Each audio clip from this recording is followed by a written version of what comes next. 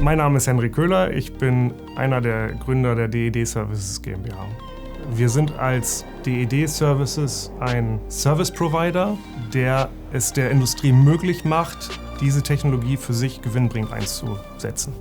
Wir bedienen einfache Anwendungen im Bereich Agrar bis hin zu Raketentriebwerken, die wir im vollen 3D-Druck mit Hochtemperaturlegierung realisieren.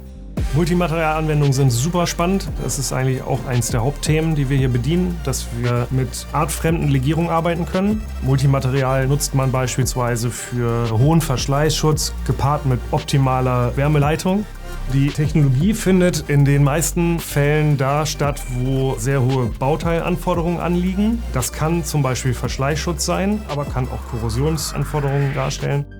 Die Problemstellung kann man auflösen in Randschicht-Themen, also da, wo wir eine Oberfläche veredeln oder eine Funktion hinzufügen. Wir haben beispielsweise Verschleißschutzlegierungen mit Hartpartikeln, wir haben Hochtemperaturlegierungen, wir haben hochwärmeleitende Legierungen im Einsatz und wir können auch eine Vielzahl Substrate vom billigen Baustahl bis in den High-End-Bereich auch Nickelbasis-Superlegierungen als Substrate verwenden und haben quasi dadurch ein riesen Spektrum an Möglichkeiten, wie wir Anwendungen neu denken und optimieren können. Wir ermöglichen Bauteile mit erheblich höherer Standzeit. Wir haben Anwendungen im Bereich Agrar, wo man zum Beispiel Mulchermesser oder alle möglichen Messergeometrien lokal verschleißschützt. Wir haben Hochtemperaturanwendungen, wo wir tatsächlich auch Raketendüsen herstellen im 3D-Druckverfahren. Bei dem Trichterbauteil ist es aber tatsächlich so, bei dem haben wir 95% Materialersparnis wirklich in diesem konkreten Bauteil. Das heißt, wir sparen da vor allem Material- und CO2-Footprint, sind aber kostendeckend wie in der konventionellen Fertigung über einen konventionellen Drehprozess.